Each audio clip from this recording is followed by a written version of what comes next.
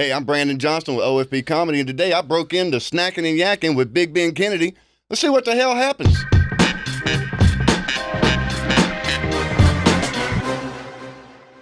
That's right, hanging with Brandon Johnston, and conventional door locks do not stop this man. Deadbolts don't stop this man. If he wants to snack and yak with you, you're snacking and yakking with him, and that's what I'm doing today.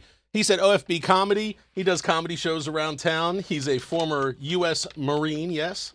I am U.S. Marine. Yep. U.S. Marine. Well, not former, always a Marine. Once a Marine, always a Marine. Correct. He is a Marine and also former fire and EMS related. Yep. As am I. We were talking before we started, and our careers overlapped very, very briefly, maybe about a year or two within the Charleston County ecosystem.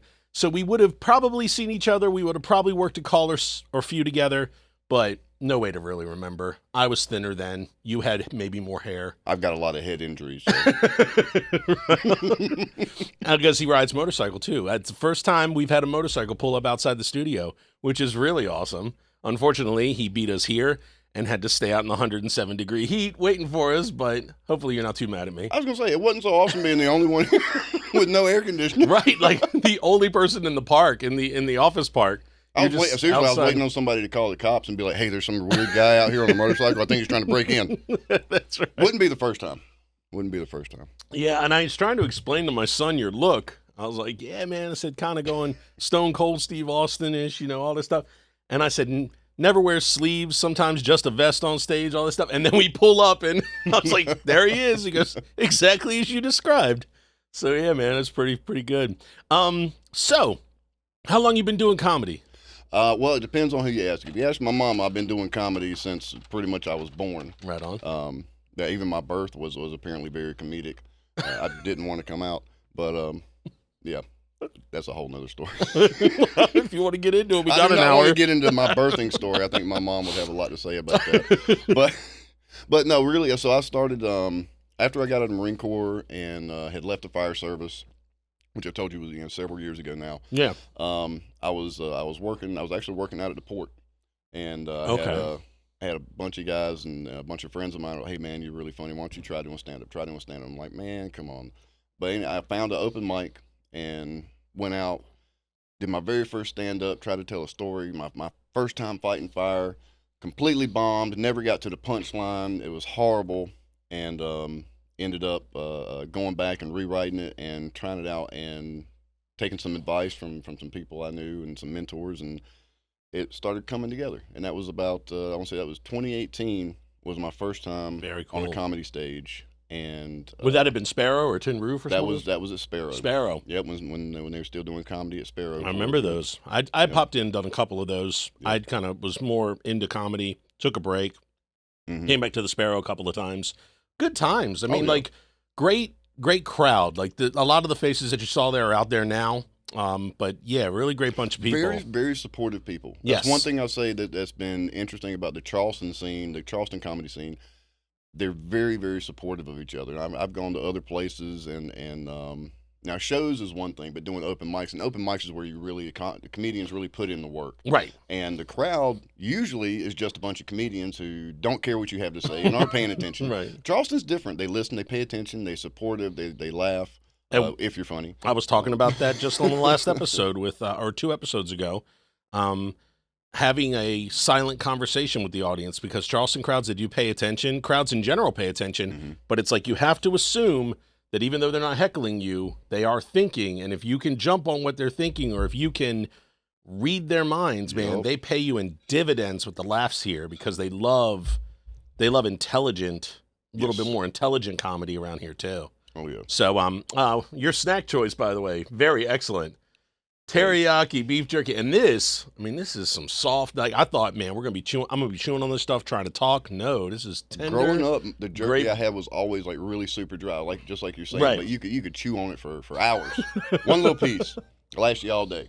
And now they've changed the form. They're making it more wet, more tender. Yep. That's the way I like it. I love it wet and tender. Love it wet and tender. Yes. If you would have caught up with me, I just came back from Baltimore, and on my way back home, stopped at Buc-ee's on the way home. And if we would have planned this out prior to me leaving and we would have decided on beef jerky, I would have picked some up, man. But we didn't decide jerky until what, like a few days ago? Oh, yeah. Yeah. Well, but if you would have told me they had so much jerky there of all different types, like, what kind do you want? I'd have been texting you.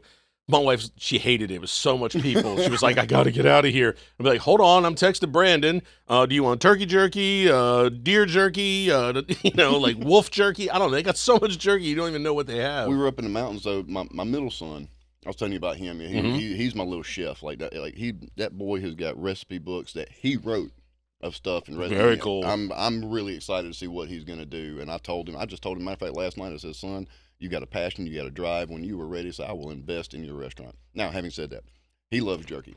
We're up in the mountains a few weeks ago. We took a little family trip, spent a couple days up there, and we stopped this little place, and it was a jerky shack. That's all they had in the whole place. Oh, wow. And we're looking around, and my son's, he's looking at different things and trying samples. They had shark jerky, alligator jerky. Oh, my goodness. Deer jerky, elk, bison. I mean, just about anything you think. Stuff I never thought could be jerked. They have snake jerky. And look, now I know a lot of things that have been jerked, but they don't always turn out so well. And snakes, but not the kind that you're thinking. Oh yeah, right. Yeah. There was a list at Lejeune of you couldn't go to those snake jerk places. Yeah, that's right. That's right. If you went during shore leave, you might come back with something more than just good stories. The gift that keeps on giving. That's right. This right here is different for my viewers. It is a pitcher because he said, I want sweet tea. And I said, what brand? Because everybody here, sodas, Yoo-Hoos, it's like they request it, I bring it. Waters, what brand? You said, I don't do any store brand iced tea. I like good old Lipton or some home brewed, made. You said Mountain Sweet. Mountain Sweet, yeah. I'm a mountain boy. I like Mountain Sweet. So I said, well, my wife makes a pretty mean sweet tea, and I said, but I was worried though because a lot of people here aren't from the South, and so I get worried. Oh, we live 5 minutes from her childhood home. Okay, she is a Charleston native. So yeah, when you told me that, I felt safe again. I was back in my safe space. That's right. So I said, I was like, hey man, what is? I said, I'll find out what her recipe is. And you had talked to your wife at that same time. Mm-hmm. You write me back. She says she makes it just like this. And my wife is sitting right beside me on our couch. And she goes, well, that's exactly how I do it. I was like, let's do this, man. Let's do this. And then you had to crack into it because you were standing outside in the 107-degree heat. Yeah. So you had to crack into it when you got here. And you said, yeah, that's the way it is. Man. And I said, well, all right, then she did right. Hold on.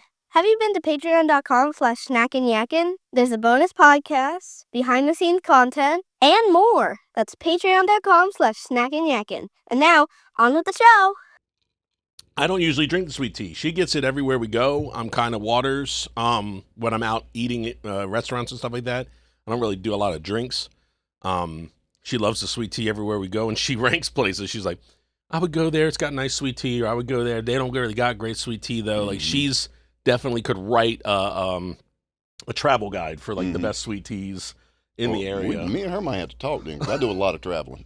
There you go. And typically I play it safe. I either take my own or I'll make my own in a hotel room. Gotcha. So you're mountains, but still in South Carolina, yeah, foothills of the Appalachian. Foothills, yes, foothills. Gotcha. I spent a lot of time because we were right there. Like I said, my granddaddy had a store in Kings Mountain, North Carolina. Okay. So we were up there all the time, and we'd always run up into Tennessee and North Carolina mountains because we were right there. Gotcha. We were right on the we like to say that we protected the South Carolina border from North Carolina invasion. It seemed like every year they wanted to move the line. Yep. But yeah, no, I was all over the place.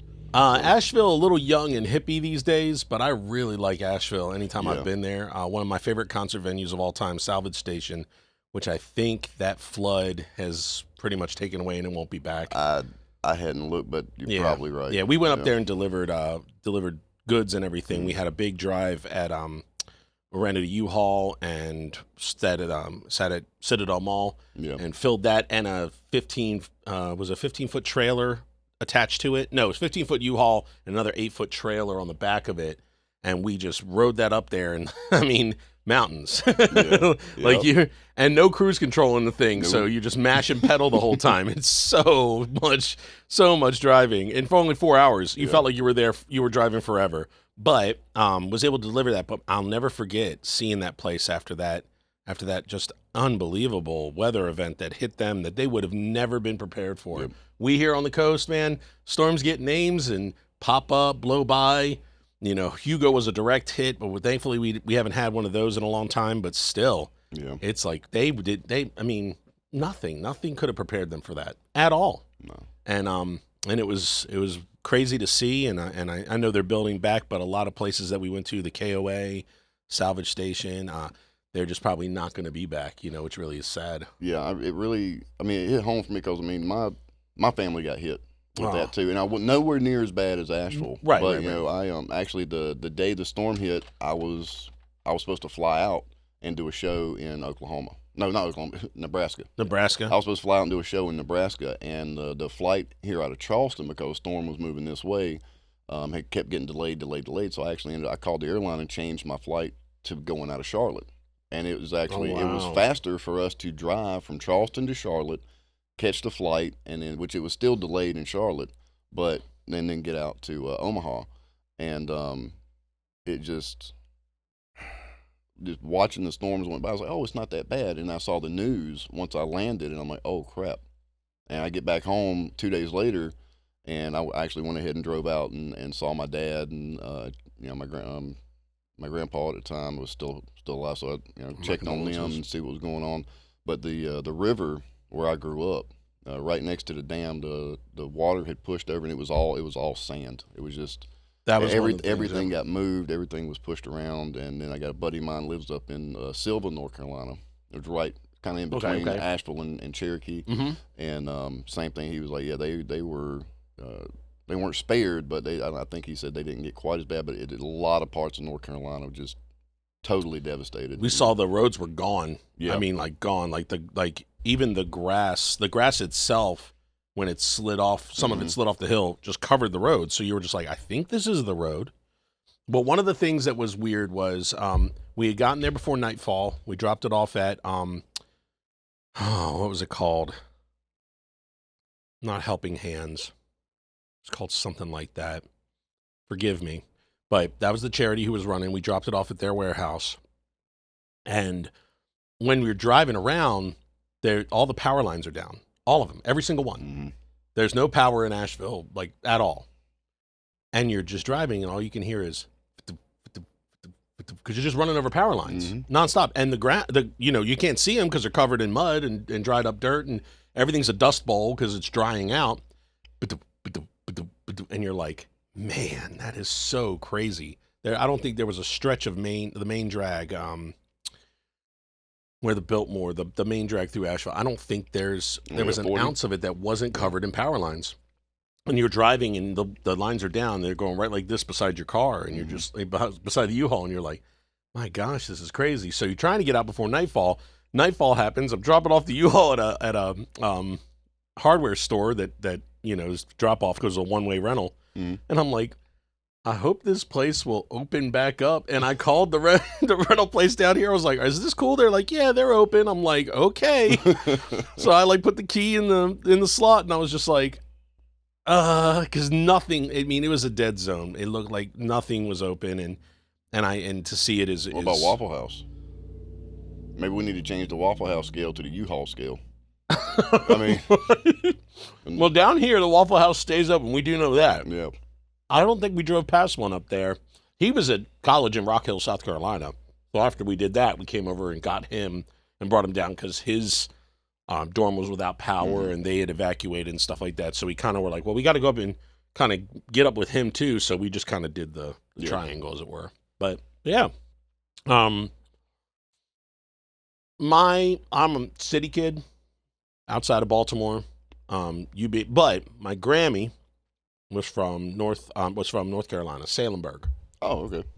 So there's this little tiny southern thing to me, and I get along with Southerners. I get along with country folk just so famously down here. I really do. I don't get along with the Charlestonians as much, but if they're I loved working down Edisto and Ravenel and Hollywood when I was at Charleston. When I was working 911 there, the people, man, I dig no nonsense, tell it like it is, just country person, man. They are like my favorite people on this planet. I'm telling you. So OFB, what does that stand for? OFP stands for OFP. OFP, on fucking program. That is awesome. Yeah, it kind of evolved out of the Marine Corps when I set out and was looking at I'm gonna do comedy brand or social media, because people kept telling me, oh, you gotta do social media, Crap, fine. What am I gonna call my comedy brand? And I was like, you know what? Fuck it, I'm out here on my own program. And we used to always say in the Marine Corps, if you're just off doing your own thing, you're OFP, you're on your own fucking program. What the hell are you doing, boy? You over here, you OFP? Hell no, get back to what you're supposed to be doing. No, I'm OFP. I'll do what the hell I want to do. Well, yeah, now. Now, yeah. When you were talking about the fireworks, the desert, the one of it was brand. What was the brand called? It was Desert at Night. Desert at Night. The firework. It was called Desert at Night, and that was interesting. I told my kids. So funny enough, this is the first year my kids really weren't interested in fireworks. So they're all teenage boys. So their interests have gone to other places. Okay. They're definitely still into blowing things up, but it's a different venue. But this year I actually did spend some money on fireworks, and I'm like, well, screw it. As long as we're out here, I'm going to make a video of it. Yeah. But yeah, I'm like, okay, this is interesting. I didn't know what it was going to be, but I set it off and showing it was like little showers and some little things, and then it like quit for a second, and I'm like, oh, it's over. I actually took a step toward it. And I don't know if you can hear me on the video, but I was like, oh, shit. right. Because it actually started boom, boom, boom, boom, boom, boom. And I was then like, shit, no, that's the desert I remember. That's the one. That's right the part I love. Yep, out of nowhere. When it started getting loud, you're like, now that sounds like the desert I remember. I just thought that's pretty funny. But yeah, you're definitely really heavily into the content creation. I want to do that with this. I post clips from this show and everything, but just little videos, just like funny thing, like you in the car talking with the kids in the back seat and your wife in the passenger seat. Like, I wish I could get more into the content creation, because I watch you do it. I watch Stan Shelby. I watch a lot of people do it, and you guys are amazing at it. You really are great at it. Here's the thing. So when I was first told, hey, you need to, if you want to advance your comedy career in this day and age, you got to do content creation. You got to do social media. I'm like, man, I hate that. I really do. I kept away from social media for as long as I could. And I mean, a lot of people of my generation, even people I went to high school with, a lot of them are like, oh yeah, I'm not on Facebook, I'm not on this, I'm not on this. I'm like, I get it. I wasn't either. But when I started doing it, they start saying, oh, well, if you go and read they have content creator books and articles and blogs and bullshit. And I'm like, and they're like, plan it out and do this and have that. And here's something to help you with your script. And I'm like, that's not me. Like, even when I'm on stage, right. I've gotten a lot of comments that, a lot of my funniest stuff has been the improv. Yes. And the crowd work. And I'm like, it's not that my material's not funny. Don't take it that no, way. No. You have good story. Like, saying the story didn't work out for you, but you tell a good story. Like, I'm a storytelling You should have comic. lived it. It wasn't that good. Right. But you tell a good story, and I'm a storytelling comic more than I am a bits comic. I've tried to do that. I envy people who can do that. Oh, absolutely. I'm just not that guy. Yep. But I told you, I was like, the grind, and I respect what you do and all that stuff. I want you on my show. But that is one thing I did notice. But when you go off the cuff, stepping out of your comfort zone, as it were, that's one thing that is not easy to do. A lot of comics here I see get rattled by hecklers or by jumping out into the crowd. They stick to what they have pre-written. And so definitely shows for your comfort level, shows for how quickly, I mean, because God, you say you've been doing it about 7 years? I would say I've been doing it, pursuing it professionally, maybe 6 years, 5 to 6 years. Yeah. And how quick that you took to that part of it, It's amazing. Like, and realizing that you needed social media. Yeah, right. Yeah. Well, and even my social media, it jumped, and it actually jumped pretty quick. From my understanding, what people have told me, because I'm not going to throw numbers out there, but I got a bunch of followers now, which is cool and whatnot. But like I said, I went a different way from these books, and I'm like, you know what? This is my life. Like, every day I'm joking with my kids, I'm joking with my wife, and I'm making stupid little dad jokes or comments, or my kids are jumping on me, or my wife is saying something. I'm like, you know what? If I just have my camera and just let it roll while we're driving or doing something, it'll catch something. And sure enough, it does. I think I put a video up the other day. It was like my wife even said it on video. She's like, "You just need to record us being in the car." And I'm like, "I try to." Right. But there's some things I don't want evidence of. So, Right. You have to be very tricky about that. It's either that or I'll see a video or something. I'll do a response to it because it just whatever just comes to my head. So, yeah. And that, like I said, Stan, a lot of these guys who jumped into that part of it, they are responding, and I'm envious of it. That TikTok is famous for it, like the stitching, where you jump in on somebody else's video. I'll say this about TikTok: nothing against TikTok or people who are on there. Right. I don't have a TikTok account, so if you guys see this ugly face on TikTok, somebody report it because that's not me. I do not have a TikTok account because I believe, as a veteran, as a patriot, if I'm going to get screwed over by a social media company, it should be an American social media company. Fair enough. I can respect that. I really can. Because it's plain as day, obvious. It's been in the news every 6 months for the past, because that's when it re-ups again. So for the past, 4 years, 3 years, that it's a Chinese company, or whatever. And it's, we're going to stop, we're going to ban it. And then, okay, well, we're not banning it yet, but we're going to ban it.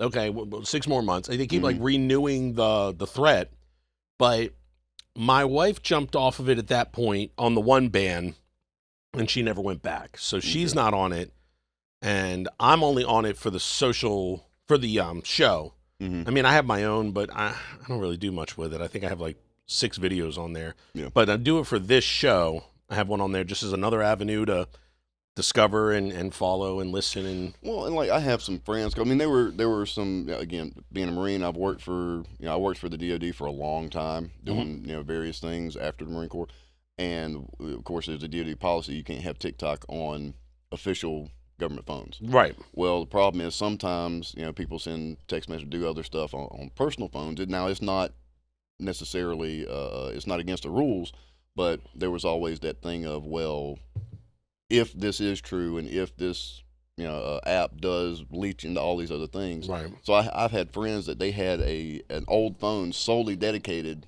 to doing TikTok. Okay. And that's all that was on it was TikTok. And I'm like, okay, well, that makes sense. I don't want to go through that extra hassle. I got 3 kids. I got a wife. I got a job. I got comedy. I got all this other stuff. I have enough hassle in my life. In carrying 2 phones. Yeah. One to just do. Dude, I ride a motorcycle and I look like I look. If I get pulled over and I have 2 phones on me, I'm going straight to jail. Oh yeah. They're gonna sort it out. They're gonna sort it out in a couple of days. Yeah. you're at least spending the night. I mean, they ain't gonna sort it out immediately. No, thank you. Thankfully, I have never seen the inside of a jail cell. I say to myself, I'm a good guy. I'm a law-abiding citizen. I don't have any points on my license. For all the shit talking I do, I'm relatively boring. But do something to my family, and I find out you did something to my family, I'm going to drive myself to the police station first. I'm going to say, just to let you know, you probably should put me in that box back there. Yeah. Because if you don't, at this very moment, I'm leaving, and now we're in a race. Because I'm going to give up the name. I'm going to say, hey, this is so-and-so. I suggest you lock me up. But if you do not, then you've got to beat me there. I haven't done anything wrong yet, but I'm letting you guys know. I can be there in 15 minutes, so you might want to make it in 12. Right. If you got a unit nearby, you better get there fast. Because I'm telling you, man, I would have to do that because they say, oh, if you do something, then you're in jail. Now the family doesn't have you either. I'm like, well, then I need to go voluntarily just say, hey, put me back there for 3 hours till you get this sorted out. Because I'm just not that kind of guy. Yeah. My brain, I've been through so much bullshit in my life when it comes to family, like extended family, that like when I finally got my own, I protect that thing like you wouldn't believe. Like it's the most precious thing in my entire universe. And it's like, go ahead. Go ahead. I think a lot of people are like that. I know me, from my childhood was a little different. And I had there were a lot of things that happened in my childhood, but the divorces, and I was in foster care for a while, and not the foster some things got a little weird. Mm-hmm. But it ended up me and my brother and my grandfather, which is probably one of the best things for us. Raised out in the country, smallest town in South Carolina. So I mean, there was nothing around but cows and churches. And for a small town, I mean, we had 4 churches. We didn't have but 40 people in town, and those 40 people could not get along enough to go to the same church. That's all. I mean, so everybody had 10 people per church. Yeah, it was like everybody just left everybody else alone, though. So that was good. But they made communion quick. Like you just get up in the line and like they just. Man, we toss it out to you. I grew up Southern Baptist. There was no wine. There was no line. They passed around little thimbles of grape juice. Yeah. But I raised my family a little different. Like I said, me and my wife kind of had a different plan on that. We've been together. We just celebrated our 19th anniversary. Congratulations! Thank you very much. All 3 of our kids, are our kids. They've had mom and dad there the whole time. Not that we haven't had our problems. I mean, everybody has problems, but they have been able to see and they've heard the stories from how we both grew up and the difference in the home life and things like that. And we have made a concerted effort to show them, to try and show them how it should be done, as much as we screw it up. Oh, of course. But like, look, this is what you need to find in a partner. You're not looking for, you're not looking for somebody that's going to be subservient. You want somebody that's going to be an equal, somebody that's going to pick up the slack where you have deficiencies. I got a lot of deficiencies, so my wife has got a lot of heavy lifting to do. And she's a little woman, but she can handle it. So, I was telling somebody last night. I said, my wife she's a very strong, very independent woman. I met her at her job. She was the nurse in charge of the psych ward. It doesn't matter why I was there. He's like, I met her with the psych ward. Well, it's a true story, and people always laugh. I'm like, that's not the punchline. It's just what happened. But there you go. I'm good with it. And I don't mind telling people, but she's a very strong, independent woman. And I'm telling you, in 19 years, I have never had to change a flat tire on the side of the road. Really? Never. Yes, sir. Strong, independent. Yes, sir. Woman. I'm telling you what, I hide in the back seat. She stands next to the car and hikes the girls up. And I'm going to tell you what, AAA ain't got nothing on Double D, man. That's the fastest way to get a tire changed every single time. I like that. My wife, very, very strong. Daddy's girl, independent. I mean, she camped out. He was a Boy Scout leader, and she camped out with the Boy Scouts as a little girl. Like she hung with. You want to tell everybody that? Yeah. Okay. She hung with the boys. She was one of the boys, tomboyish and all that stuff.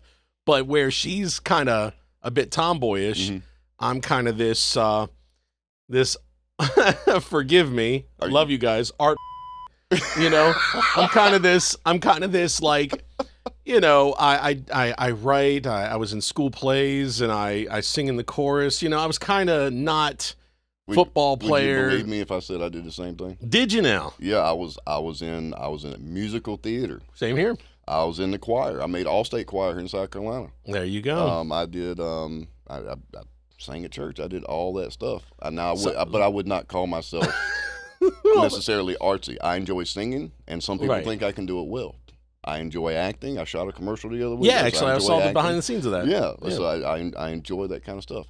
And I still ride motorcycles, skin deer, hunt and fish, and do everything else. So, see, I don't have that other side, so that's why I feel comfortable saying the word on that one. Okay. No, I'm just saying is I've always been kind of softer, and she was kind of rough and tumble, hung out with the hooligans on Market Street, growing up and all that stuff. So she, and her friends, all of her friends, they look like they've lived a life, and they die roughly one a year. My friends, we all look like maybe we might have been a boy band back in the day or something. I don't know. We're just. That's why you look so familiar. I was never in a boy band. Backstreet's back, right? No. What would we have even called ourselves? I don't know. The Glen Burnouts or something? I don't know. From a place called Glen Burnie, Maryland. But still, like I said, just was we balance each other out in that regard, which is really cool. But then as we've gotten older, she's, she's motherhood has kind of changed her. So I step up and become Papa Bear, so we're not the same dynamic, but we trade off when we have to. And I totally get that. My wife and I celebrated 20 years of marriage last year. We're coming up on 21 this September. Nice. Same. He's 19, Bridget's 9, same kids, only know mom and dad, but that was how it was for her. She had the same mom and dad. Mom's been married 3 times. Dad was married twice before he took a life and then his own. And so he was married. He was estranged. He was going through a divorce on his second marriage. So I have step siblings out there. I had a half sibling. Unfortunately, he was the one who left with my dad. And so, yeah, so it's like we have that whole thing, and I didn't want my kids to know any of that. And it's funny because you do learn to forgive a lot when that is the bigger goal. Because people get divorced over the dumbest shit. You'll hear the reasons, you're like, are you serious? My wife she wanted to divorce me one time because, oh my God, I spent $1,000 at a strip club. Big deal. I mean, like that's a big deal, right? I mean, it's not good. I mean, it depends. We still had $20 in our account. We were fine. Right. I was about to say, did you spend the last $1,000? That's the whole question. Looking at me like I ever had $1,000 in my account. Well, I mean, but that's the thing. So wife and I do that. We're back and forth. But the thing about it is you have to make sure. I always tell this, was like my wedding speech to like in private, not ever on the mic, to like newlywed couples who were friends of ours, where I said, soulmate. Oh, he's my soulmate. Oh, she's my soulmate. That sounds great on a Hallmark card, but I think of it as this is your cellmate. This is a life sentence, and if you guys are going to be together for life and you're sharing the same cell, you better find out how to make it work. I get the top bunk this week, you get the bottom bunk. I clean the toilets this week, you clean the toilets. If you got to you figure it out, because it's a life sentence. If you're truly standing there at the church and saying till death. I mean, my wife carries a shank, so I mean that does make sense. It does, totally. Yeah. I mean, you thought for years she was just brushing her teeth, but you're like, man, she brushes really hard, but she was just sharpening the other end of it on the floor. Just total shank. That was weird. Like this past year for our anniversary, my wife asked me for a very special gift. She said she wanted her own set of brass knuckles. I'm like, okay, let me know where I'm sleeping because it's not going to be in here. Well, that's just to make sure that nobody gets a little too friendly when they're changing her tire. Oh man, I'm telling you. No, seriously. I mean, all my kids, everybody's about. We're all about home defense, and maybe it's because of my PTSD issues. Oh, sure. Cameras and everything around the house, and of course, doing social media, you work. Because I've seen a lot of people. They have people like find out where they live and show up at their house. Right. I'm like, mine is probably not the house you want to show up at. But I mean, like my children have designated lanes of fire. But that's really, really funny. Maybe it's a Marine thing. I don't know. But we set that up early, especially because, like you said, like hurricanes and stuff around here. And sometimes it doesn't happen very often, but sometimes people decide they want to take advantage of that situation. Mm-hmm. And it's power not out and all that stuff. It's not that I necessarily have anything that's really nice, but I have stuff that we like. Yeah, we would like to keep it. Yeah. So stuff I can't replace. And I don't have. I'm material possessions, and sadly, even the pets, they don't matter to me as much as the family. So I'm in a 2-level house. The things that are important to me, they're on the level with me, and then everything else, like I said, it's fine. Yeah, my house, we set up a little different, and it's mainly because just the way the house is set up. But so my kids, I got 3 teenage boys now, which is, you can smell it. You come in. They have the whole upstairs. Our bedroom is downstairs. And that would be another case too. Yeah, and so I'm like, and honestly, I hear things sometimes through the floor, and me and my wife would just look at each other and go, "Are you going to go check it? Nope. Are you? Nope. All right, fine. Did something break? Don't know. Back. No. We'll figure it out later. I don't hear anybody screaming, so it must be okay. But yeah, I'm sorry. Once boys get to be teenagers, because I mean we were teenage boys. Mm-hmm. Yeah.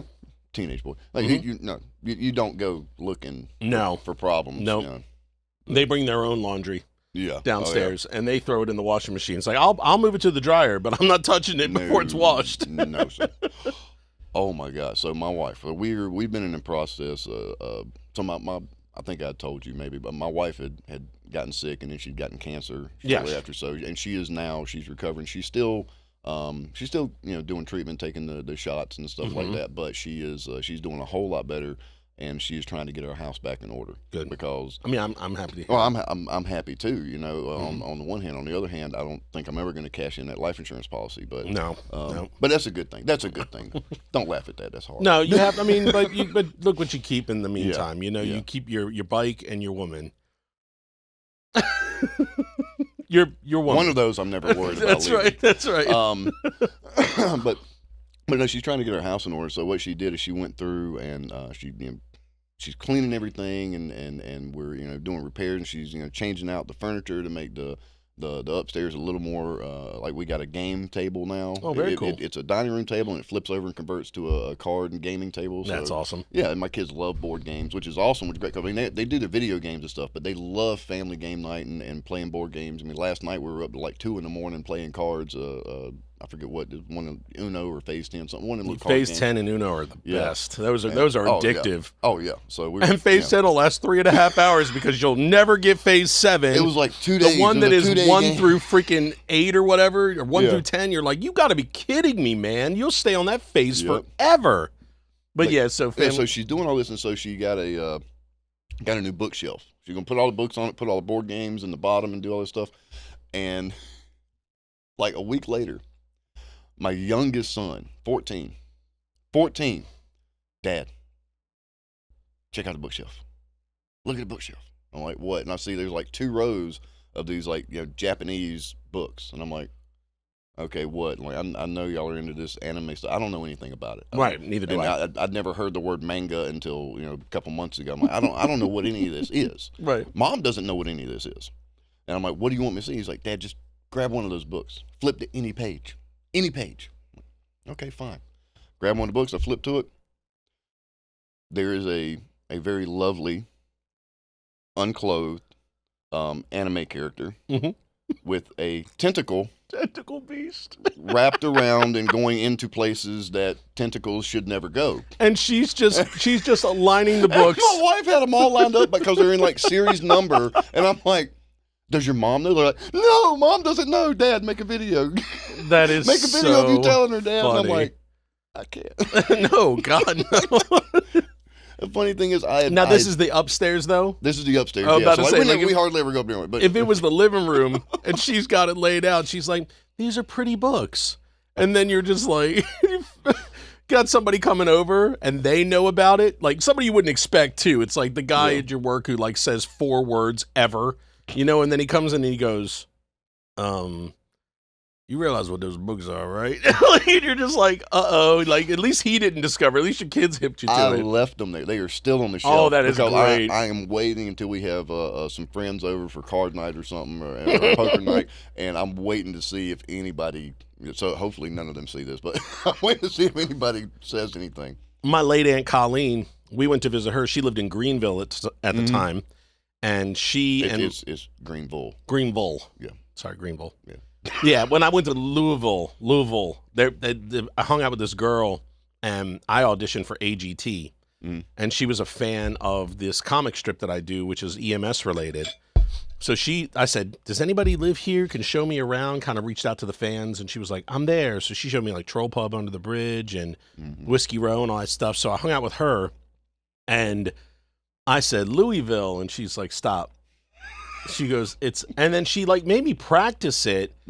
So it's like Louisville, and I'm like, Louisville. And she's like, no, Louisville. And she kept making, and I'm like, I'm never going to get it, am I? And she's like, no, you're not. So then after I done like, I don't know how many shots of Angel's Envy and freaking Buffalo Trace. Oh, that's good stuff. I was like, Louisville. And she was like, you got it. Like I could say it, but I can't say it now, but I could say it then. They had this bourbon barrel cream ale that was insane. You got to pronounce it with the bourbon backslide. Bourbon? Barrel? I'm talking about Louisville. Louisville. Yeah. Louisville. I call it the bourbon backslide. Call it where most time when you say something you speak, you're projecting it out. Correct. With Louisville, you're rolling it back around. Louisville. Like you're taking a good swig of bourbon. Yes, sir. The bourbon backslide. Bourbon backslide. Yep. Fair enough. And that's the jerky that you had said you found was bourbon jerky. Yes, my son found this really awesome bourbon jerky when we were up in the mountains. Nice. And I would have brought some so that we could have it, but it did not make it through the trip. It wouldn't. We have bourbon soap. We used that Duke Cannon. Oh yeah, my son got me some of that. He got me amazing. the one that had the bourbon and the gunpowder and all the other stuff. The Duke Cannon had Buffalo Trace in it. It was bourbon soap. No, I'm sorry, that's just sacrilegious. I'm sorry. Buffalo Trace is not meant to be in a soap. I put it in a glass all day long. Oh yeah. I drink any kind of bourbon, but I also am a big fan of Tennessee whiskey. Fell in love with that when we went to Dollywood. Yeah. Right there, Old Smoky, moonshine and Tennessee whiskey out there of Gatlinburg, Tennessee. Whew, God, I'm not really a fan of Old Smoky. I am a fan of moonshine. I grew up on moonshine. Well, that moonshine's not moonshine, but I know what you mean. So, and I had moonshine. Yeah. I had some guy down here told me 2010. Okay. I had some guy down here told me he had some moonshine. I'm like, okay, cool. He passed me this thing. I took a swig of it. What he had done is gotten some Everclear and then mixed it with like jalapeno, infused some kind fruit of flavored it. Right? I'm like, just because you take clear liquor and put a flavor in it, that doesn't make it moonshine. That's not how this works. Like, right. There's a whole process. Like moonshine is almost a religion in the South. Right. There are dedicated people out there with recipes and ways that they do it and make it. And now, for any of the police officers watching, I personally don't know any of these people. I have no affiliation with any of the moonshiners that may or may not have ever made moonshine. This is all just a fictional for this show. Now, having said that, there's some good stuff coming out of the mountains and the foothills. I'm a Kennedy, right? They built their fortune bootlegging. Yes, sir. We get it. I ain't worried about you, but this is going out to other people. That's true. Mind your business. That's right. What'd you see? Nothing. I'm from Baltimore, the home of the Stop Snitching videos. That's awesome. It's true. Stop snitching. So totally moonshine. If Lex is the one who gave me the shine is correct. I mean, he was like, he smacked the jar and it's like, and it give it a shake. Yeah. Give it a shake in the little bones. He said, that's how you know. And he was like educating me on it. But all I know is it was real good. It was real powerful. And I don't remember Happy New Year. I don't remember midnight. So if you don't remember it, then you did something right. Yeah, it was fantastic. Fantastic. They said this girl Renee, they said we were working at Best Buy. This was right before I went to EMS, like I went to EMS later that year. So this was 2010. And they said Renee, oh man, she was letting everybody spank her or something. She had this big butt. And I said, I didn't spank her, did I? Because I was a married man. I was worried about it. And I said, I never work at Best Buy. I said, I didn't spank her, did I? And they said, no, she spanked you. I'm like, fantastic. So there's probably photos and videos of my fat ass just getting fucking spanked by this girl. But yeah, it was like I said, moonshine. I remember it fondly. I've never had it really since. Like I've had the flavored little mason jar things, like you say, not true, but tasty. Pretty much just like sugar with alcohol. I mean, but yeah, man, I totally big fan of the bourbon, big fan of the whiskey. It's taking a break from it right now, messing around with new medications. Oh yeah, got put on a blood pressure med. Just want to balance out before I start adding. No, I get it. Well, look, even me, I had to back off. And of course, I mean, look, alcohol abuse is a big problem, particularly in the veteran and the first responder community. Yes, sir. Because, I mean, we deal with and we've seen a lot of things. Mm-hmm. And I'm not saying that one equates to the other. I'm just saying that there happens to be a relationship between military, first responders, and alcohol. Absolutely. And I noticed myself that I was starting to get a little bit out of control. Like, not that I couldn't handle it, right? But I took it upon myself. And my wife mentioned it, so I backed off of some stuff. And it's not that I necessarily did anything that got me in a whole lot of trouble, but it's good to keep it in check. And my partner at work loves to drink and and then he'll take a break for a month just to prove that he still can. It's like his test that cool. that he's not full on addicted. Yeah. So he goes, I'm not drinking this month, and I'm like, all right on. And I was like, so what was it about? And he was like, I just want to prove to myself that I can, if I had to stop, I could. I'm like, well, that's interesting. He's young too, man. He's only 30 or 31. Yeah. So, but I definitely am like, man, I never reached that point, but I definitely was doing a lot of during the pandemic every weekend. Having drinks. That's really what got me, because I was funny enough, when I was in the Marine Corps, I was really not a big drinker, really not. Yeah. And after I got out and went back to the fire service and some other things, I started drinking a little more here and there. Really, after I got out of the fire service, I started drinking more. I didn't really even realize it. And some of it was just some of the people I was hanging around and places I was going. And of course, being in the comedy scene, that did it a lot, because where are we doing comedy? We're in bars, we're in breweries, we're in everywhere you go. They're serving alcohol, and of course sometimes we're getting drinks comped, and I'm like, oh cool. Well, also people want to buy you a drink. Yeah, or people. Oh, now that happened a lot. When you have a funny set, they're like, let me buy you a drink, and I'm not going to say I don't no. want to be rude. You don't want to. I'm Southern. I can't be rude about it. No. Like, yeah, sure. Line up those redheaded sluts and get some shots too. Fantastic. Yeah, my wife didn't like that one. I love it. I love it. But no, it's funny. But yeah, that really, that's what did it. Is I think a lot of the comedy, and like I said, my wife mentioned to me, she's like, look, people are keeping you, because she goes with me to a lot of her shows, and she's like, and so she would drive me stuff, but she's like, you might want to think about maybe not taking every single drink. Well, you know what, you got a point, because at some point you wake up the next morning and we're not as young as we used to be, right? And that stuff hits you a little different.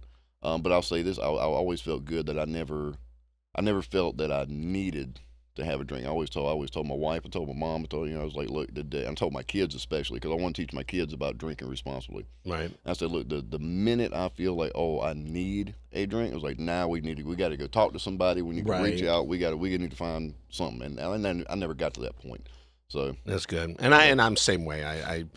I explained to him he's not of legal drinking age, but he's welcome to have drinks in the house. Like that. Don't care. Come after him for the shine. Come after me for this. I don't care. But yeah, he's allowed to have a couple of drinks, because I mean, God, we went to Ireland last year and we had Guinnesses together. That was his first drink ever. Well, I mean, Ireland, the drinking age is, can Correct. You order? So. Right. So here it's like, it's not, but I'm sitting here like, one of the biggest things of me, like being like this, military, without ever being in the military, but being like, if you're able to sign up for the selective service, sorry. If you have to sign up for the draft and, blah, blah, blah, and they can put a gun in your hand and you can have a drink, God damn it. That's about as weird of that kind of thing that conflicts with everything about me. I'm real peace loving. I don't want to fight. I'm kind of, like I said, kind of not sissy, but kind of soft.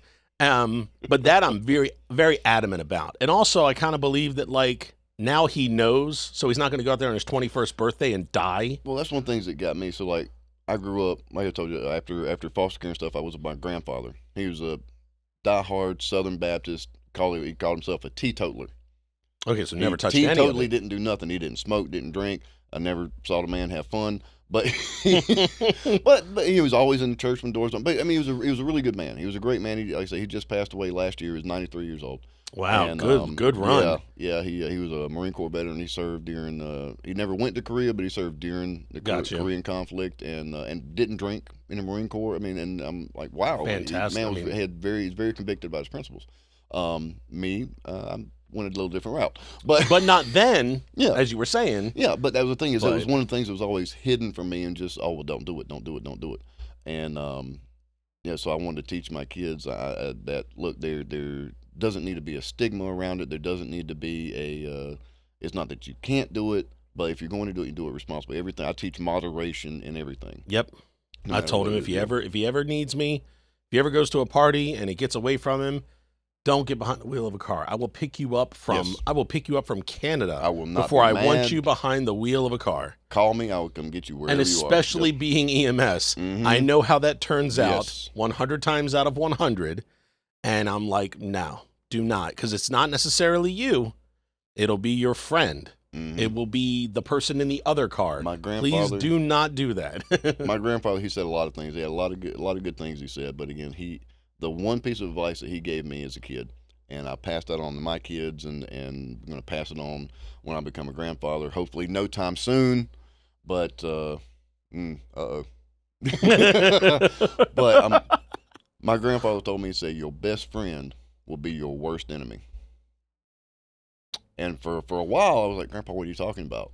And then I got in the Marine Corps. Yeah. And those of you that know, but things get crazy when you get on liberty. You put a bunch of bored Marines out together by themselves, and you throw in some alcohol and some ass in the mix too. Yeah. I'm telling you right now, I had some good friends, luckily, that got me back through the gate and, and got me back to my room.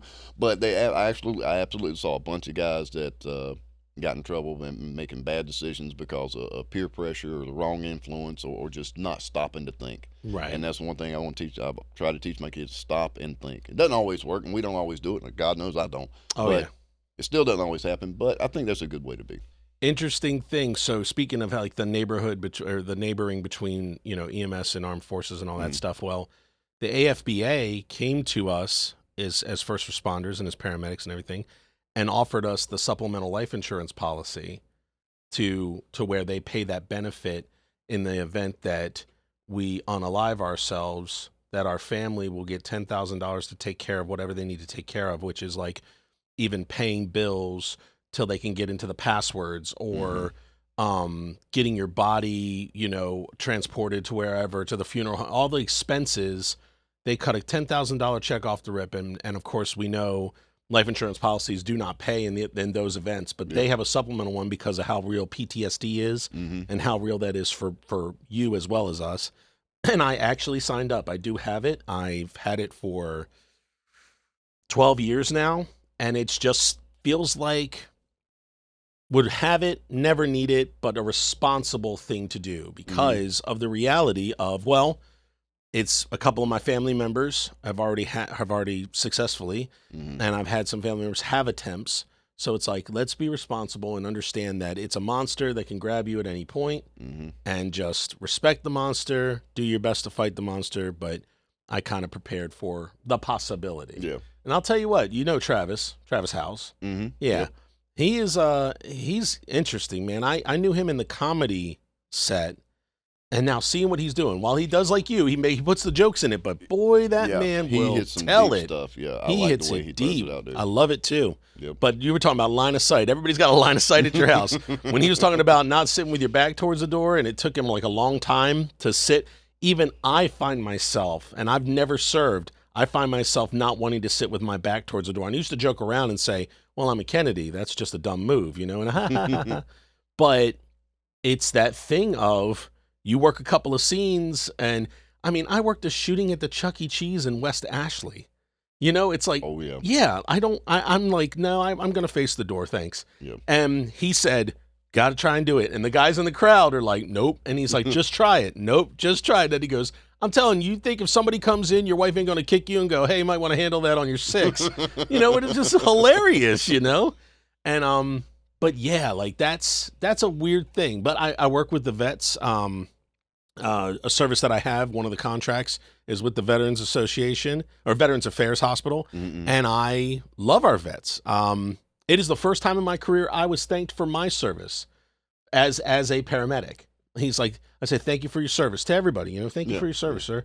And they say, well, thank you for yours. And I said, oh, I never served. And they're like, no, what you do here. And I said, oh, okay, well, thank you. First time, I was weird. Well, the first time was Monster Jam, Monster Truck Show. Yeah. They had me stand up, and nobody ever acknowledges EMS. Like, they acknowledge fire, police, military, every branches you never even heard of. They're like, the special investigators, and all this stuff. Like, and we're talking about your U.S., food inspectors, and everybody's standing up, and then finally they go, and our first responders. That's right, our EMTs and paramedics, and I'm like. And my wife goes, stand up. And I'm like, and she's like, stand up. So I stand up, and he's like, give him a round of applause. And everybody in my section is like clapping towards me. And I'm like, thanks. Yeah. It was weird, we're just not used to getting that attention. As a veteran, and it happens all the time. And you see videos about it, and people, with social media, veterans are talking about a lot more of the stuff. It's a weird thing because I can't speak for every veteran. I know for a lot of guys, and I know for a lot of guys and gals, and I know for me in particular, I'm like, well, I was doing my job at the time. So I went in right after 9/11 because I a big event had just happened. And I'm like, okay, we need to go kick somebody's ass. Right. That's what happened to a lot of people. I'm not going to get into whether or not we went to the right places or whatever. But, right. There was definitely a calling as a young guy in high school, and having watched that happen live on television. You were in high school at the time? I was in high school at the time. Wow. I was a junior in high school. Wow. I watched it happen on television. I went and called my recruiter. I'm like, hey man, I got all my credits. I can graduate right now. I was 23. Oh wow. Okay. Yeah. Okay.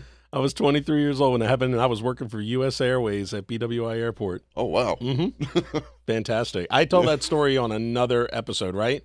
Yeah, so we'll just let that one, that's out there. So anybody who watches this knows exactly the story. It's a wild story. I'll tell you it off the air, so it's not to repeat. Put a link in the bottom. No, so it's not to repeat the story, but I'll tell you the story. It's very, very fascinating. But yeah, so that called you up. I mean, but that was like a lot of people Vietnam, a lot of people in any of those conflicts, they're like, I gotta go.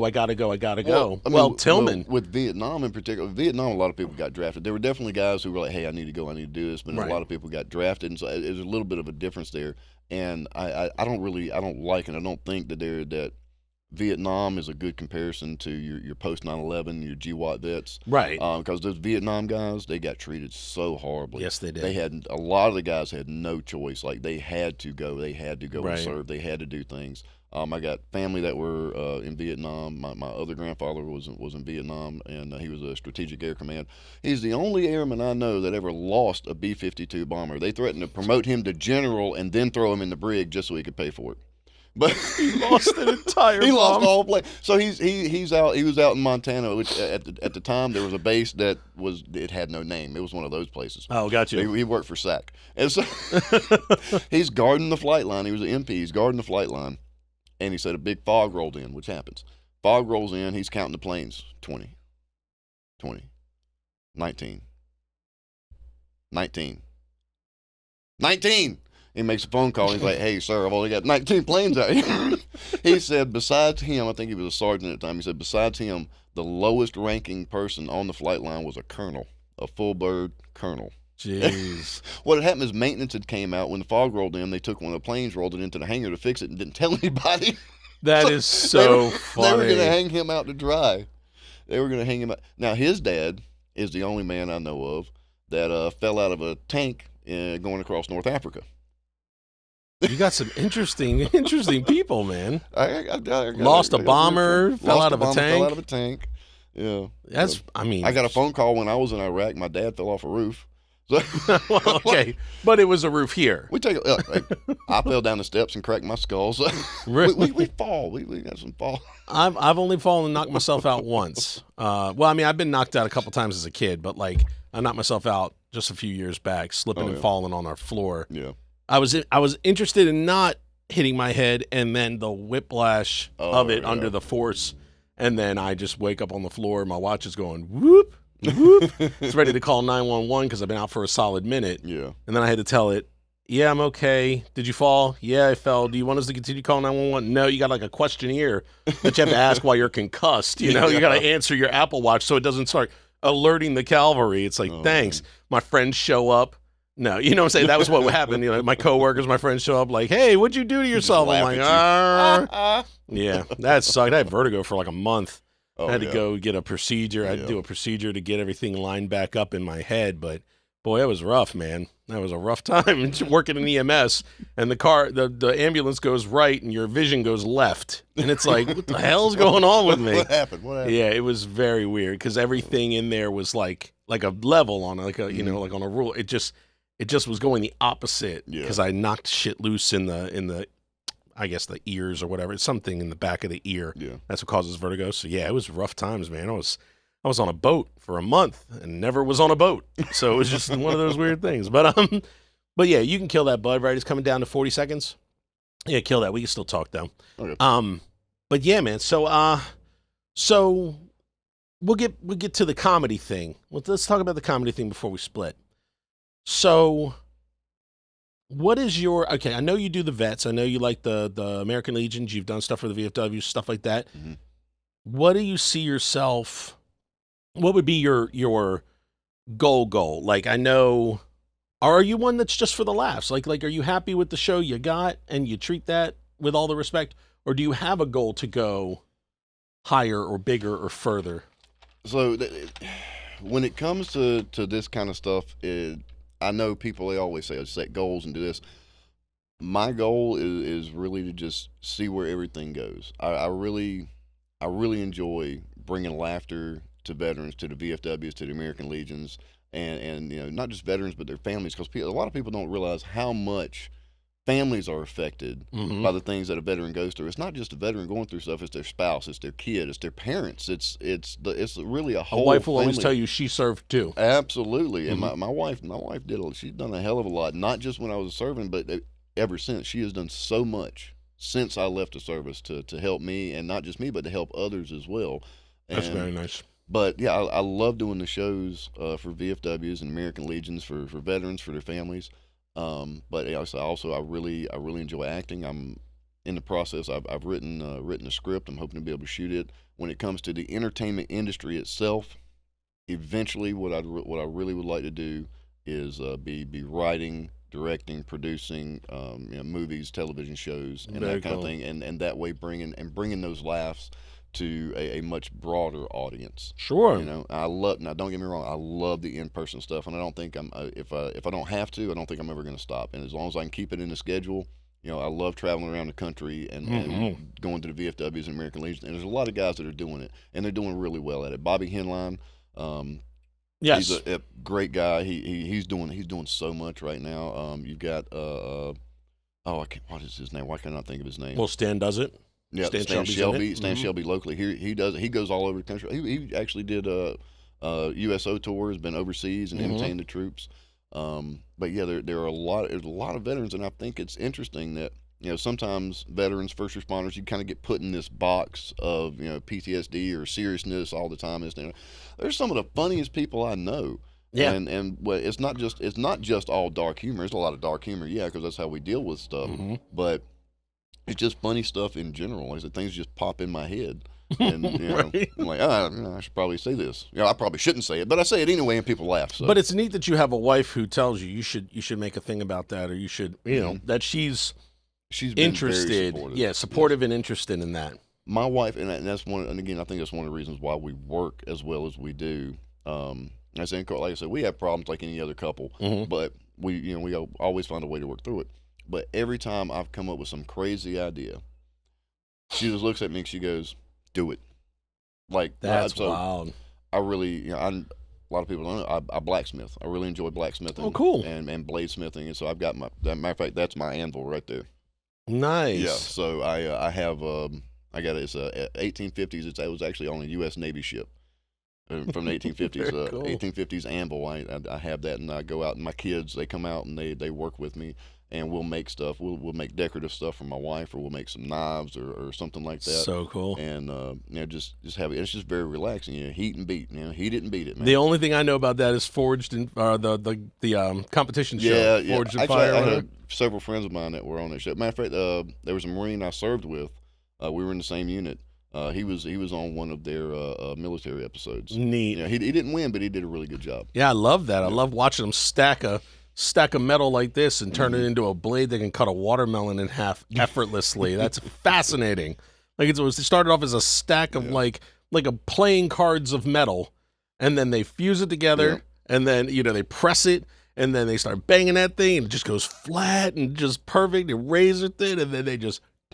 And I'm like, what? I love it. Not only is it a practical application, like I can make my own stuff if I have to, but it's very therapeutic as well, because you're very much focused on one thing at a time when it comes to this process. Yeah. And it helps you concentrate. And it's also, it seems like it's also timed. Like you can't rush it. You cannot. Right. Every process requires its amount of time. Yep. So you can't just comedy. ADHD through it. No, you're just like, Coming back to comedy, it's the same thing in comedy. When I'm taking one of my stories from my life and I'm trying to get it to fit on stage, you can't just go up and just tell the story. Right. You got to kind of whittle it down, stick to the main points, and so that kind of translates over to that, where I'm taking this big long humongous story, but I'm condensing it down.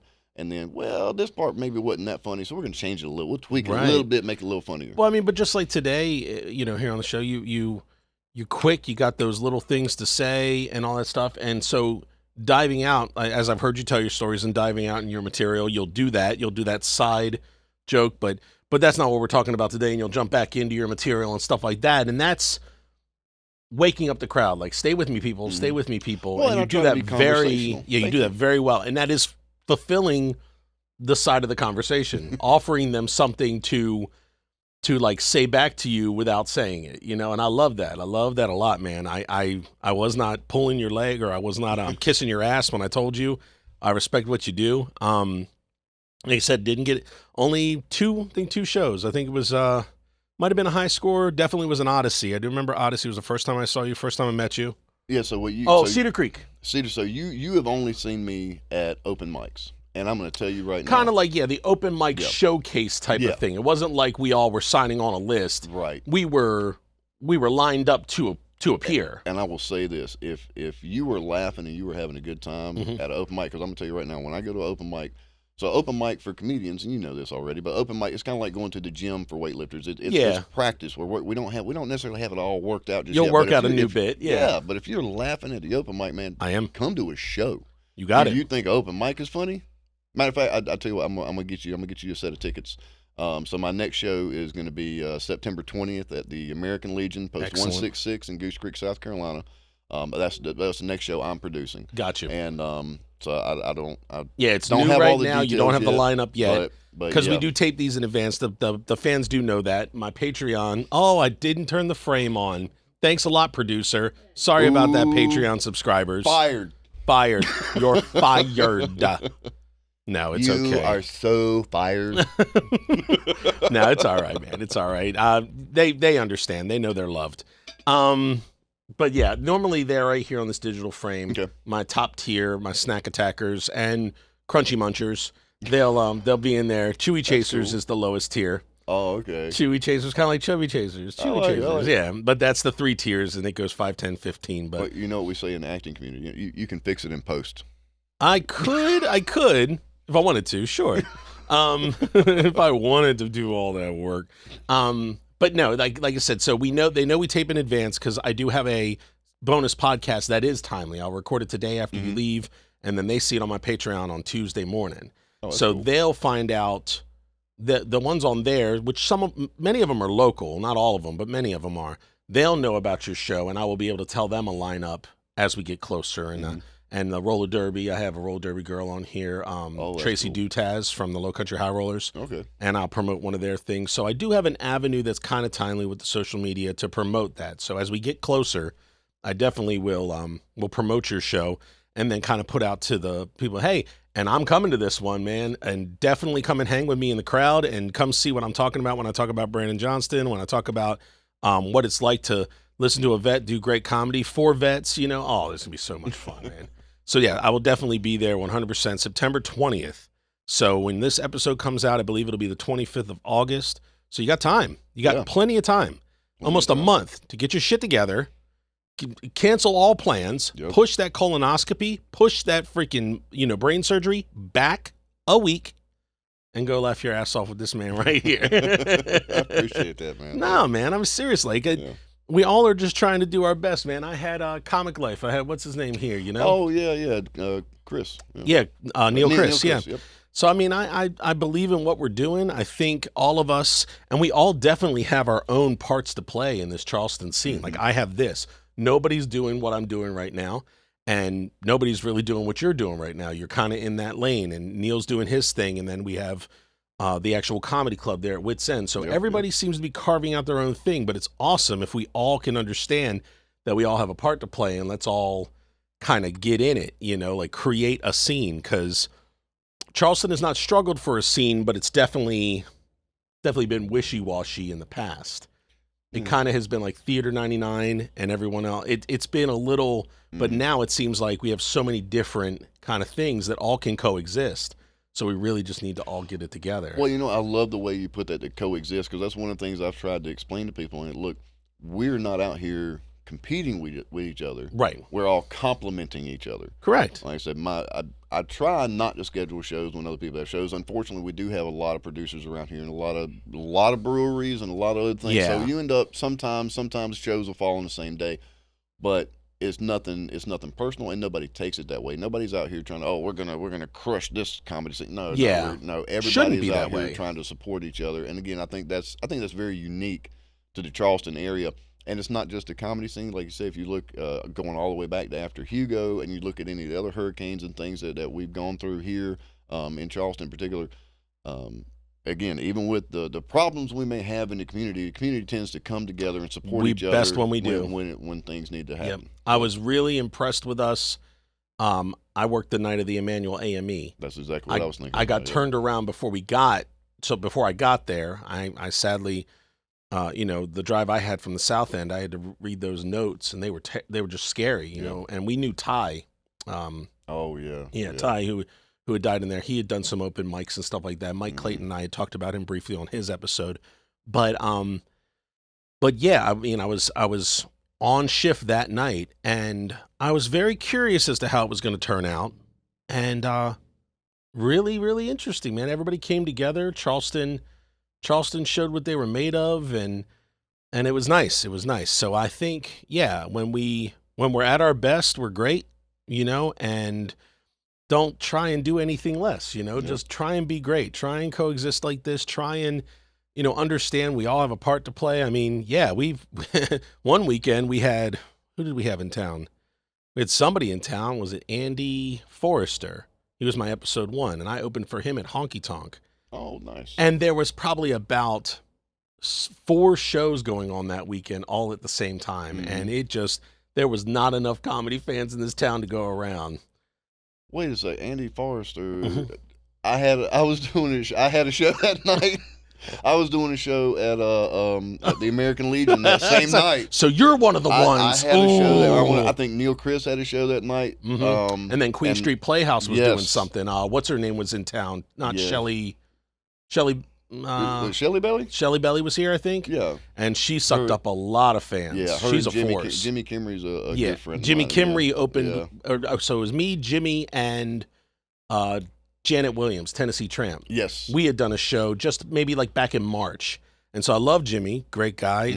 Love Janet. Oh, she goes on stage and says, "Yeah, that big guy, man, I'd fuck him." And I'm just like, I'm in the back next to my wife just howling. I'm like, and she goes, she's like, "Would you?" or something. And the women were like, "Woo!" And I said, "Shit, hon, you want to take the car? I'll be home soon." Because I mean, wow, like she's so raunchy and so great. I just love her to death. But yeah, that night we had just competed. It was so hard. We had a modest crowd, but nothing like we had with Janet and other shows that have been there. That's what we had found out through the promotion, that we were competing with 3 other shows, I think, in the same night. And one of them, oh man, I'm joking, I couldn't do shit against you. I couldn't do shit against you. You were definitely man's man, and I am a man's best friend at best, you kick my ass like a dog. That's about the best I'm going to get. No. I use that as an opening joke a lot of times, because again, this is me. This is how a lot of people think this is a costume and this is just a character. I'm like, no, this is me. Like, literally, you saw me. I pulled up on the bike, and I'm about to ride back out on the bike. As a matter of fact, I'm leaving here. I'm going to Myrtle Beach. But congrats, man. It's fun. Don't worry about why I'm going there. It's classified. Yeah, classified. I know. But I'm like, a lot of times I show up and I do these shows, and in particular, I love it when people don't know that I'm going to be on the show. Yeah. Or because if it's somebody else's show, they don't know I'm going to be there, or haven't seen me before, because first thing I say is like, I'm not the bouncer, and they just crack up. Literally, I had one guy. I came up, I took the mic, and this dude like grabbed his drink and started to get up and leave, and I'm like, I'm not the bouncer, and he goes, what? He's like, oh man, I thought you were about to kick me out of here. Well, he had been being loud during some of the other comedians, and I had kind of stared him down a little bit, but I thought it was funny. It was funny. He sat down, he got quiet the rest of the show. We had a great time. That was a gag I used to always do when I played the improv clubs in Baltimore and DC, is I would hang at the bar, and then they would be talking, and they'd be like, "So I can't wait to see so-and-so." And I'd open for like Joe Rogan, Pauly Shore, a lot of guys back in the day. And when they had a lot more hair, Joe Rogan had hair, and great weed. Whew. Probably still does. Probably better now because he's a multimillionaire. Hey. But back then it was good too. But anyway, so I would sit by the bar, and then somebody would come up, usually a female, because they chat you up, and they go, "So we're so excited to see that. Do you know who the opening act is?" And I'm like, "He's like a local guy, I'm like, he's from Baltimore." And she goes, "Have I seen him?" I'm like, "Well, yeah, he's done some things. Like, he plays a lot here." I said, I guarantee you, like, when he gets on stage, you'll know you've seen him before. And she'll go, "Oh, okay." And then when I get up on stage, I see her, and she's like, "Like, you dick," and I just loved it every single time. Sometimes I'd acknowledge it on stage. I'd tell the story about it. But a lot of times that would be just like for me, just to start off the show. I used to love doing that. So, but also them not knowing you is a gift, because you can come in and you can listen to the crowd, and they don't like stop talking for you, and you get to pick up on what the vibe is, and you can even hear what conversations are going on, and then you're like, I have material about that, or I just wrote a joke about that, or I can go on that for about 10 minutes. this is going to be awesome. And you get up there and you automatically have like the cliff notes of what everybody's into. They're all been talking about, oh, this past Memorial Day weekend. Oh, me too. Such and such and such. And then you go, let me tell you about this past Memorial Day weekend. Whoop, everybody is immediately on board because you dialed in on exactly what everybody's talking about. And they had no idea that you had just kind of gleaned it, kind of just like sucked it in from them. No, they weren't even paying attention. Love that gift. It is a gift. But then once you're famous, you got to stay backstage, and you don't get that gift, you know. But while you're one of us, you can just kind of hang around, and they just, I don't know who that guy is. He showed up on a bike, you know. Like I said, I've tried that bit. Like I said, so typically the American Legions of VFWs, like people know who I am. Oh yeah, and you know, and of course, I mean, I'm on the flyer, prominently on the flyer, yeah. But yeah, so it doesn't really work there. But like I said, when I get to do other people's shows, that, you know, some of the audiences that maybe hadn't heard about me, or they're only showing up because, you know, their friend is a producer, or they know the particular headliner that's coming in, or whatever else. I'll stand out front, arms crossed, and people will walk on ID, and people will show me their ID, like hand it to me. I'm like, oh, this is fake. Put it in my pocket. But no, I'm like, oh yeah, it's gonna be $20. Like, well, we have tickets. I'm like, yeah, but there's a $20 cover on top of the tickets. No, I'm kidding. I do not take people's money. No, I'm like, oh, I'm joking. No, go ahead, go inside, have a good time. It'd be so funny, like, hey, we hold on to your license. We give it back to you at the end of the show, and then you just get up on stage and you're fanning them out like playing cards. You're like, I collected so many licenses on bullshit. I think I need to try that now. Oh, it'd be fantastic. Well, you get away with it at the VFW too. It'd be like, hey, it's a thing we're doing just to make sure it's for accountability, that we can check that you're sober enough when you go to leave. You have to ask for your license back, you know, and then we'll quiz you on that. That will not work at the VFW. I know, because they're like, you give me my fucking license. Well, I'll tell you what, man. I will hang out at that show on September 20th, and I will let you guys know on the social media. This OFP comedy. I think I said OFB at the beginning, but that's okay. OFP, and it's a graphic that will be on the screen and everything like that. Right. That's where you find them on the social media. Actually, is there an underscore in it? There is. On Instagram. On Instagram. OFP underscore comedy. And then is it the same? You have Facebook, or is it primarily? On Facebook, there's no underscore. Facebook is just OFP comedy. Okay, I'll put that on the bottom too, so that everybody knows where to find you, where to find out you'll be next, and also check out that funny content that you post on the regular, your little social media postings and all that stuff. But thank you so much, Brandon, for snacking and yakking with me. And thank you guys for snacking and yakking with us. This beef jerky you can take. Yeah, but I have to return the pitcher, so chug it and then I'll return it. Anyway, thank you for snacking and yakking with us. I will see you next week. Love you guys. Bye. So many snacks. So many snacks. Hi. Well, thank you for watching another episode of Snackin and Yakkin. Do you want to be one of these names scrolling up the screen right now? Or maybe one of these photos in the frame right here? Well, it's very simple. You just join our Patreon. That's patreon.com/snackinyakkin. Membership levels start at $5 and go up to $15, and there's more perks the higher that you go. And let's face facts, you'd probably spend $5 on Starbucks or Subway next month anyway, right? But for your membership, it helps this show go. So thank you so much for stopping by patreon.com/snackinyakkin. And now, consider watching one of these two videos right here and going through the channel, because there's plenty of show to go. And thank you for coming with me on my journey as I do some more